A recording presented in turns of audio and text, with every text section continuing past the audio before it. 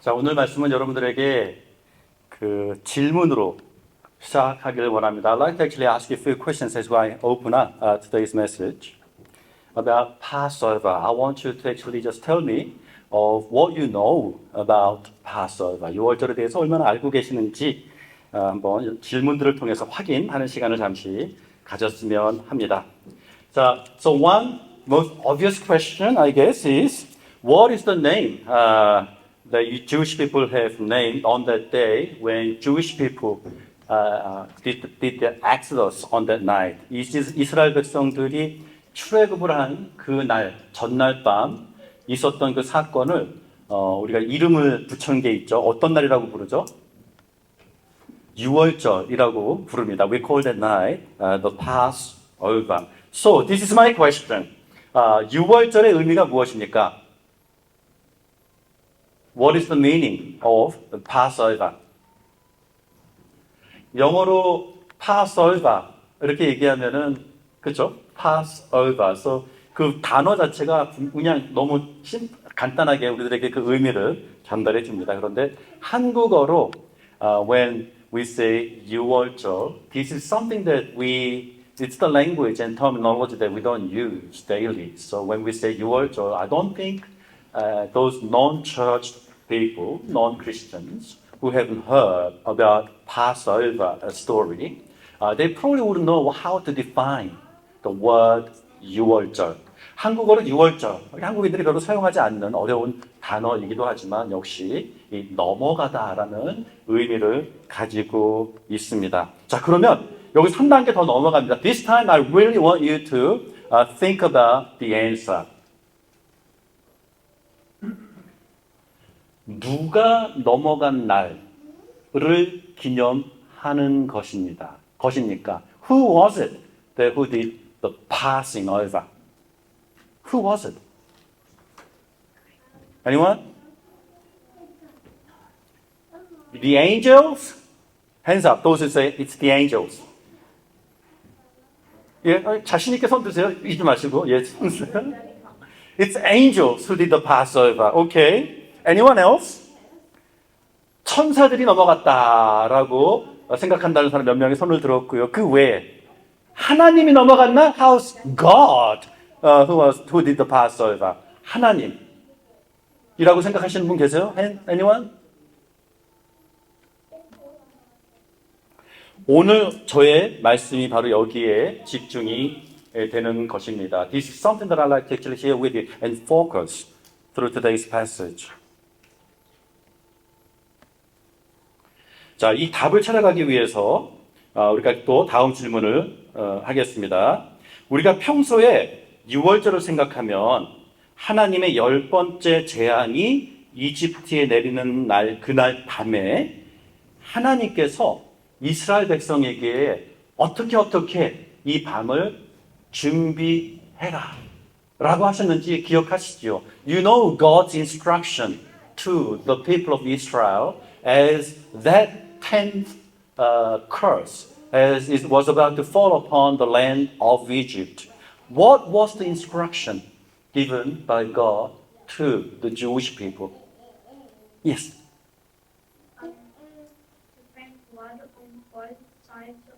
Yes, that's right. 너무 잘 대답을 해주셨습니다. 이 양의 피를 문설주에 발라 놓으라고 했습니다. That God has given instruction to put the blood of the lamb on doorposts.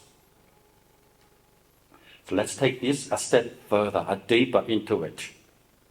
So on that night, there were two kinds of, houses in Egypt. One that was covered by the blood of the lamb, and the other which is not covered by the blood.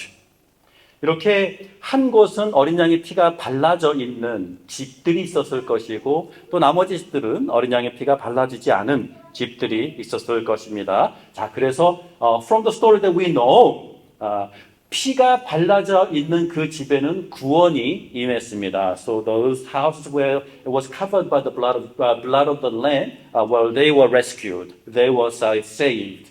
And those houses where the blood of the lamb wasn't put on, that's where God's punishment has come. 그러면 이때 let's actually imagine the movement of God on that night to those houses, to the house that was posted, like with the covered with the blood of the Lamb, and to those houses which was not covered by the blood of the Lamb. Let's actually imagine the action of God over the land, over those houses, as He checks each doorpost to see the mark of blood. 자, 하나님의 움직임이 그날 밤 이제 생기고 있는 그 하나님의 움직임에 대해서 우리가 생각해 보기를 원합니다. 하나님께서 그날 그 땅에 임하시면서 한 집을 보았는데 피가 발라져 있습니다. So as God makes His movement over the land, He sees a house which was covered by the blood of lamb. 그 집을 하나님께서 어떻게 하셨습니까? What did He do when He sees or saw the house that was marked by the blood of the lamb? 하나님께서 어떻게 하셨죠? According to the word and phrase used in the Bible, that God passed over that house.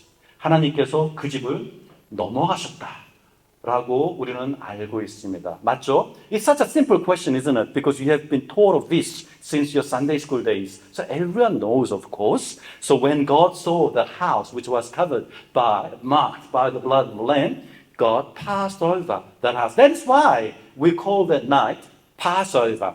그래서 그날 하나님께서 넘어가신 날이다라고 해서 우리가 유월절이라고 부르는 것 너무 뻔한 내용이다라고 우리는 이미 생각하고 있습니다. 그러면 같은 맥락에서 What did God do when He saw the house which was not marked by the blood? 그 피가 발라져 있지 않는 그 집을 보셨을 때는 하나님께서 어떻게 하셨습니까? 하나님의 움직임을 우리가 단어로 한번 표현해 봤으면 좋겠습니다. Let us actually express the movement of God in our words. So as He sees a house which is unmarked, which is not marked by the blood, what did God do?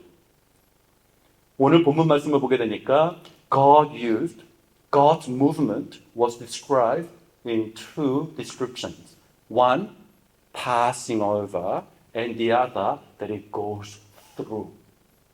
이 두 단어가 오늘 본문 말씀에 나옵니다. 어린 양의 피가 발라져 있는 집은 하나님께서 넘어가셨고, 피가 발라져 있지 않은 집은 하나님께서 지나가셨습니다. 넘어간 집, 지나간 집. 이런 두 하나님의 움직임을 성경은 얘기해 주고 있는 것을 보게 됩니다. So let's actually get into more specifics now. This is the moment that you got to pay attention. Okay? Don't allow yourself to fall asleep as you hear this message. Okay. So as God comes over the land and sees the house that's been covered by the blood, and we said, okay, God passed over. 하나님께서 넘어가셨어요.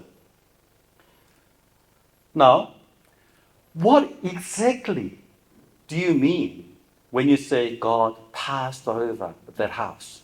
What did God do? 하나님께서 그 집을 넘어갔다라고 했을 때에 하나님께서 그 집을 넘어갔다. 그게 무슨 말이에요?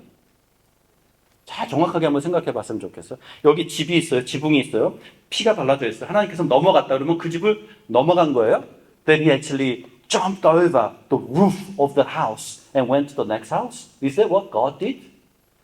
Is that what passed over is defined as? That God made a huge jump over the house? Is that what God did?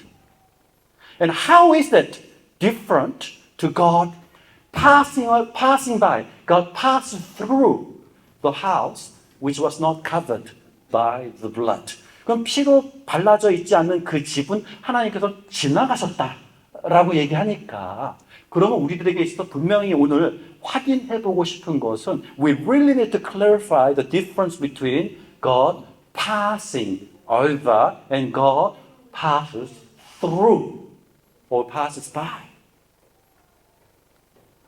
자, 그러면 또 하나. 자, 혹시 옆에 잠에 빠져들고 있는 사람이 있으면 툭툭 쳐서 그렇죠. You gotta wake up. You gotta focus here. Right?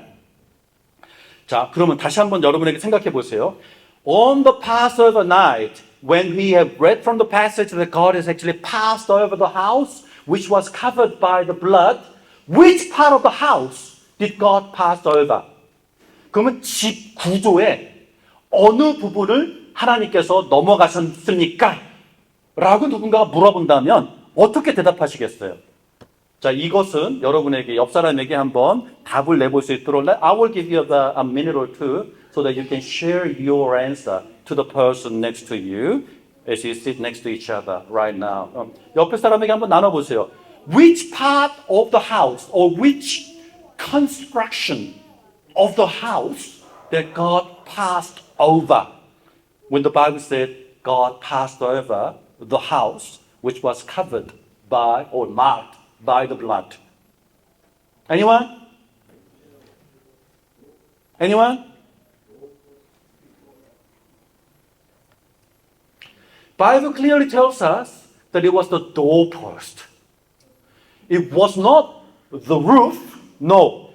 성경은 하나님께서 그 집의 지붕을 건너가셨다라고 하지 않고 그 집의 문지방을 건너가셨다라고 얘기합니다. Now, if the Bible says that God passed over the doorpost, not the roof of the house, but when God passed over the roof, the doorpost of the house, where is God now?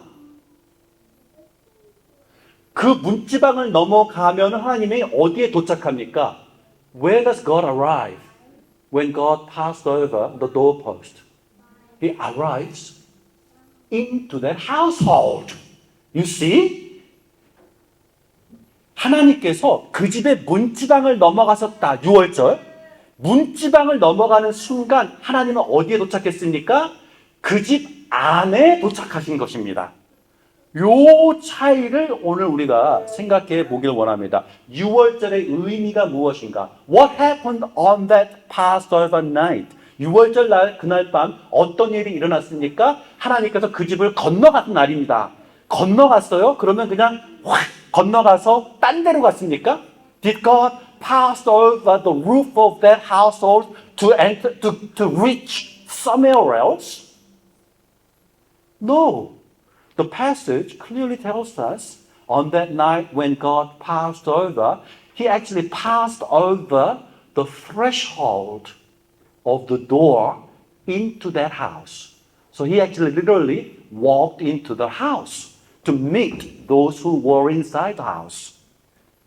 When He saw that house which was covered or marked by the blood. So let me show you some photos. 그 다음 사진들을 우리가 한번 보여드리겠습니다. So, let's actually look at the construction of the house. 자, threshold. See, in modern day, when we use the word threshold, 한국어로는 문지방이라고 부릅니다. 문지방이 뭐예요? 대문이 있으면은 바닥에 깔려있는 틀을 얘기해요. 문지방, 제가 막혔죠. That is the threshold. 그 다음 사진. 이 threshold가 어떻게 보입니까? 이렇게 만드는 거예요. 저 부분이 threshold예요. 근데 오늘 성경 말씀은 하나님께서 건너가신 이 하나님의 음지방은 바로 그 threshold, 그 문지방을 건너가셨다라고 얘기해 주는 거예요. 다음 사진. 한국에도 전통 가옥을 보면 문지방이 있죠. 이리 오너라 이렇게 해서 예 하면서 문이 딱 열리면 하면서 그 집안에 들어갈 때 문지방을 넘어서 들어가는 모습이 됩니다. Now let's have a look at the photo of the ancient Egyptian door. 그 다음 사진 이렇게 되어 있습니다. So this is what archaeologists have dug out, I guess. So we are seeing a photo of a typical Egyptian entrance. And you mentioned the doorpost has been covered by the blood of the lamb.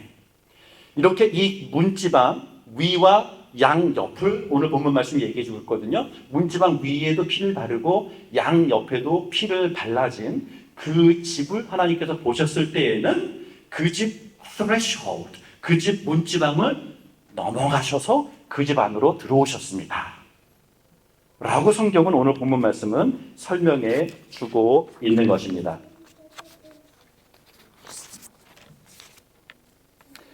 바로 이 사건을 오늘 조금 더 깊이 여러분과 나누어 보길 원합니다. So us being non-Jewish people, us being non-Middle Eastern people, we don't think much about walking into someone's household by walking over at the threshold of the door. 이렇게 문지방을 넘어서 누군가의 집에 들어간다. 또한 내가 집 주인으로서 누군가를 나의 문지방을 건너게 해서 나의 집 안으로 모신다. 라고 하는 이 말의 상징, 이 말의 의미는 무엇일까에 대해서 우리 현대 사람들은 별로 생각해 볼 기회가 없었을 것입니다. So us being modern day, non-Jewish, non-Middle Eastern people, we probably haven't thought deeply about having someone come enter into household or by having him walk over that threshold point. 근데 something we still practice even today about having someone walk over the threshold of a door. 다음 사진. 결혼식을 하게 되면은 신랑이 신부를 안고 문지방을 넘어서 문으로 들어오는 이런 모습들을 영화에서나 사진에서 많이 보실 수 있을 것입니다. So this is, I guess, the little of the remaining of the traditions that's been practiced over centuries, over millennia in many cultures. 그러면 how did people understand of action of having someone walk into your household by walking over the threshold? 첫 번째는 관계를 얘기해 보게 됩니다. 예를 들어서 on that night when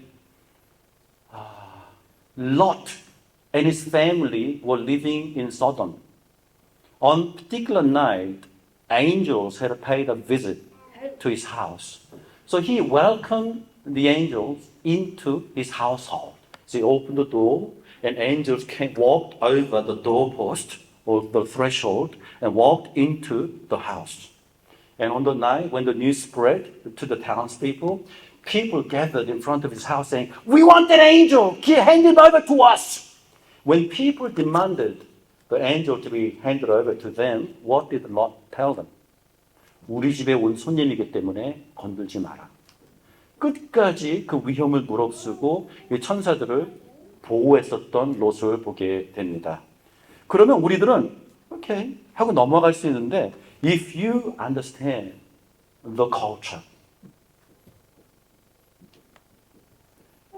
as a household head of the house, when I have someone come into my house by walking over the doorpost, in those Middle Eastern cultures, they're actually engaging in a certain contract with one another. 서로 계약의 관계가 만들어집니다. 누군가가 나의 집에 들어온다라는 것은 이 사람은 이제 나의 가족이고 나의 보호의 관계 안으로 들어온다라는 것을 의미했다라는 것입니다. And so when we read from Genesis of how Lot reacted against the townspeople by protecting the angels, he was only exercising that contract because these guests are now part of my family. I will not give them over to you because I have the right. I am in this contract with my guests. For me, it's my responsibility to guard and protect and look after my guests because they are now part of my family. 이렇게 나의 집 안으로 들어온 손님을 나의 목숨을 걸고 보호하고 있는 이 롯의 이 행동은 롯 한 사람만의 어떤 독특한 행동이 아니라 그 당시 그 문화를 이해하는 사람이라면 롯의 행동을 당연하다라고 여길 것입니다. That's why when you sort of even now these days, right, when you watch some certain YouTube travelers vlog, you will sometimes notice those tribal people, desert tribal people, desert nomads, 베두인 민족 같이 사막에서 지금도 살아가고 있는 민족들의 이야기들을 우리가 가끔 다큐멘터리로 보게 될 때 they still practice this. See, when they have a guest over into their household. 그 게스트에게 정말 최선을 다해서 음식을 제공하고 자리를 제공하고 그 모든 편의를 제공하고 있는 그들의 문화를 보게 됩니다. 왜 그렇습니까? 그렇습니다. 나의 집으로 들어오는 순간 이 사람과 나는 특별한 관계를 맺었기 때문입니다. 그래서 그 사람들에게 있어서 이 문지방은 굉장히 특별한 의미를 가지고 있습니다. 성경적으로 얘기한다면 The threshold symbolizes holiness. 거룩을 의미합니다. When you say, doorpost? We have doorposts everywhere. And that symbolizes holiness? What do you mean that symbolizes holiness? 그것이 거룩을 의미한다고요? 무슨 뜻이지요? 예, 여러분. How do you define holiness? Holiness is defined by separation.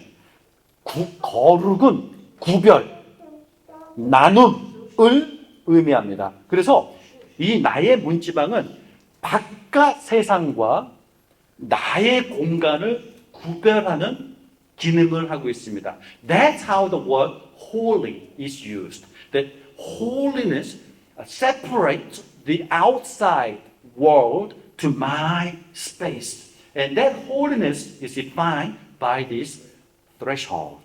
And if I am to have a guest walk over into my house, he becomes my guest. He becomes my family member. 그 다음에 두 번째는 in ancient practices, they practiced of putting blood over the doorpost to walk in together. 이 행동이 계약을 맺는 행동이라고 얘기했죠. 성경 어디에서 나오게 되죠? 성경에서 우리가 볼 수 있는 것은 아브라함이 꿈에서 하나님을 만납니다. 하나님께서 새를 조각내시고 하나님께서 그 사이를 걸어가시는 그 환상을 보게 됩니다. I am sure you remember in Abraham's dream, God appears to him and God separates this bird and he walks through it. 그러면서 나는 너의 하나님이 될 것이다 라고 하나님이 아브라함과 계약을 맺는 모습을 기억하실 것입니다. 이 모습이 얼마나 감격스러운 장면인지 모릅니다. 얼마나 감격스러운 장면이냐면 when two parties enter into a contract, both has the duty of blood. 이렇게 옛날에는 이 피 사이로 함께 계약의 관계로 걸어 들어가면 어떤 의미가 있냐면 그 약속을 깨트리는 사람은 피의 대가를 지불해야 됩니다 라고 하는 약속을 하는 거예요. So whoever breaks the contract must pay with his own blood. That's what symbolizes of having two parties walk through the blood. 근데 when in Abraham's vision, who walked through the blood? Only God does it. And that's the grace. That God makes this special contract with Abraham. And the condition is that God is the one who's going to be responsible. And God is the one who's going to faithfully keep that promise. 바로 그 꿈속에서 아브라함은 굉장한 감격을 할 수밖에 없었죠. 왜냐? 이 피의 언약을 맺는데 하나님께서 일방적으로 자신 혼자 이 계약을 맺으시고 자신의 혼자 그 피의 계약을 맺으시는 하나님의 일방적인 은혜를 우리는 그 장면들을 통해서 배우게 된다라는 것입니다.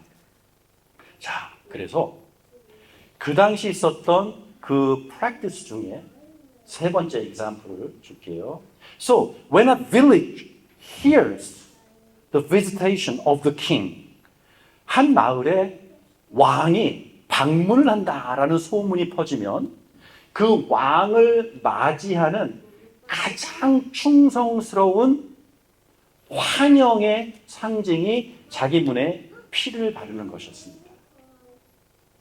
So when villagers hear a king will pay a visit to their town, the villagers will put blood over their posts as a symbol or sign of welcoming him to our house. To recognize his kingship and his dominion over my household. And they expressed it by putting blood over their doorpost. 이렇게 자기 문지방에 피를 바른다라는 것은 왕을 환영합니다라는 표현과 그 왕이 이 가문을 통치하시는 분이십니다. 이 가문은 당신의 통치 안에 있습니다를 표현하는 방법으로서, 그를 환영하는 방법으로서 문지방에 피를 발랐다라는 것입니다. 자, 그러면 그날 밤을 다시 한번 생각해 봅시다. Now, let's go back to the night. When Moses commands the Israelites to do the ritual of putting the blood over their posts. 자, 모세가 그럼 너희 각각 집마다 어린 양의 피를 발라놔라 이런 말을 했을 때 어땠을 것 같아요? What is this new thing that Moses is telling us to do? 이랬을까요? 아니면은 이스라엘 사람들이 와, okay, so the time of welcoming is about to happen, and Moses is wanting us to do the right preparation to welcome God into our household. 그렇습니다. 그날 밤 모세를 통해서 하나님께서 그 명령을 하셨을 때에 이스라엘 백성들은 이게 뭐지? 태어나서 처음 듣는 거네? 이거 왜 해야 돼? 이렇게 반응하지 않았을 거예요.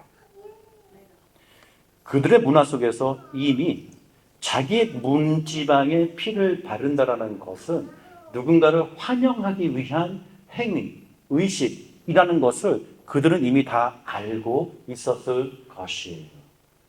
조금 더 나아가서, to take a step further, when local Egyptian neighbors watches a Jewish people putting a blood over their posts, I am sure that they have engaged in certain conversations like, oh, brother, so is someone special is coming over? Is someone special? Are you about to welcome a special guest into your house? I am sure such was the typical conversation that they had on that night to a Jewish people, to Egyptian neighbors, to each other. 이렇게 서로는 지금 이 행위가 결코 어떤 마술적인 비밀스러운 아무도 알면 안 되는 이런 은밀한 행위가 아니라 굉장히 모두가 함께 공용하고 있었던 상징적인 의식이었음을 모두가 알고 있었을 것이에요. Now, why is this significant? Why? 그러면 그 사실을 알면서도 이집션들은 그 준비를 안 했다라는 거예요.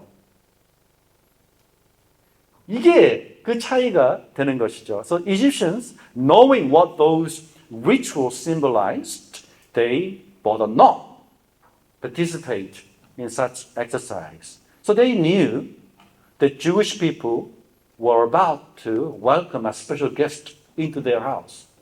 And watching what Jewish people were doing on that day, Egyptians never bothered to participate in such activity, meaning they were not prepared to welcome a guest who was to pay a visit on that night.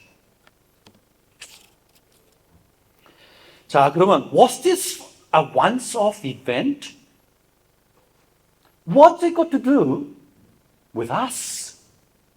And how does that activity on that night explain our understanding of the gospel?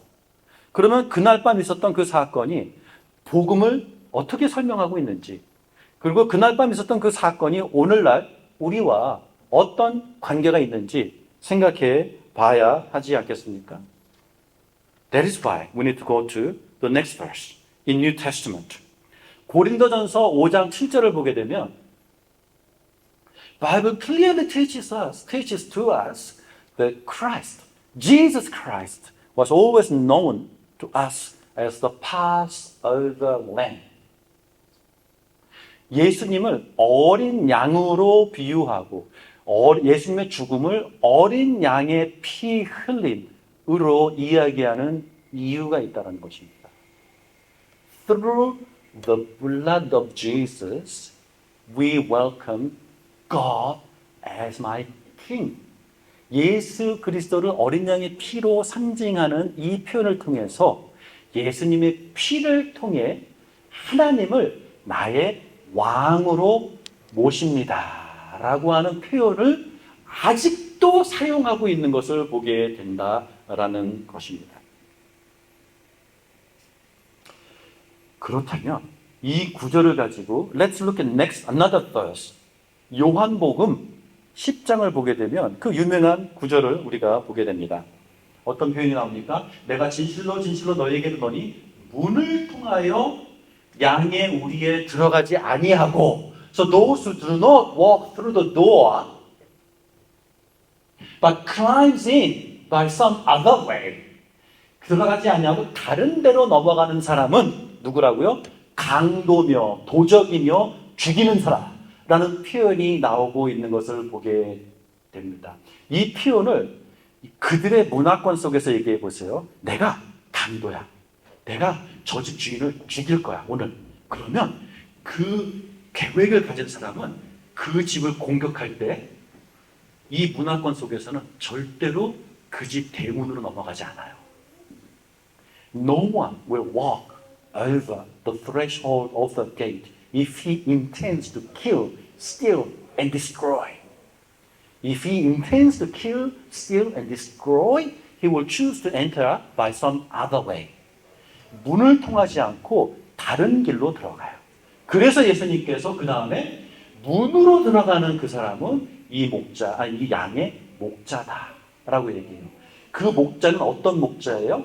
양을 위해서 기꺼이 자기 목숨을 내어줄 수 있는 자. 그 자만이 그 문을 통과해서 들어간다. 라고 설명을 해주고 있는 것이에요. So, only the true shepherd will walk through that threshold of the door. And that true shepherd is the one who will lay down his life for sheep. 그의 양을 위해서 목숨을 내어줄 그 목자는 문을 통해서 들어간다. 라고 설명을 해주고 있는 것이에요. Let me connect this to a verse, a famous verse in Revelation. 그럼 맨 마지막 한번 더 그랬죠? 요한계시록에 어떤 내용이 있는지 한번 보세요. 자, this famous verse. 다 같이 한번 읽어볼게요. 큰 소리로 시작. 볼지어다 내가 문 밖에 서서 두드리노니 누구든지 내 음성을 듣고 문을 열면 내가 그에게로 들어가 그와 더불어 먹고 그는 나와 더불어 먹으리라. Here I am. I stand at the door and knock. If anyone hears my voice and opens the door, I will come in and eat with that person and they with me. 이것도 그것이에요. 내가 문을 두드리고 그 문을 열어서 나를 환영하는 사람은 어떻게 하냐고 예수님께서 He will walk and enter into the door and become part of the family. 이 말을 하고 있는 것을 보게 됩니다. So, that ritual that we saw in ancient Egypt 1,000 years ago that Jewish people call Passover still has so much significance in explaining what Jesus has done for us. That the Passover night explains so much about the meaning of what Christ has done for us. And the significance of it.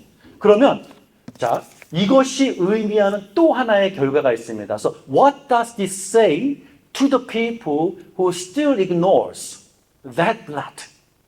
그 피를 오늘도 무시하는 사람을 향해서 성경은 어떻게 얘기하고 있습니까? 한 장 전에 히브리서 10장 26절의 말씀 있죠.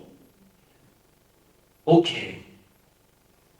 우리가 진리를 아는 지식을 받은 후 진짓 죄를 범한 즉 다시 속지 않은 제사가 없고 오직 무서운 마음으로 심판을 기다리는 것과 대적하는 자를 태울 맹렬한 불만 있으리라. 26절과 27절 verses 26 and 27 describes us how the heaviness of God's judgment. 하나님의 그 심판의 무서움을 우리들에게 설명해 주고 있습니다. 그러면서 pay attention to verse 28 and 29.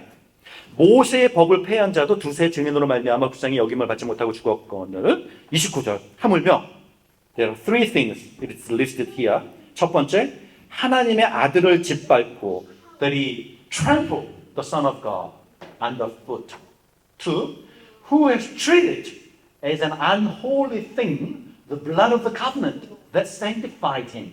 자기를 거룩하게 한 계약의 피를 깨끗하지 않은 것으로 여기고 은혜를 주시는 성령님을 모욕한 사람들 who has insulted the spirit of grace. 자, 이 세 가지를 한 사람에게 임할 하나님의 심판이 얼마나 무서운지 생각해 봐라 라고 얘기하고 있죠.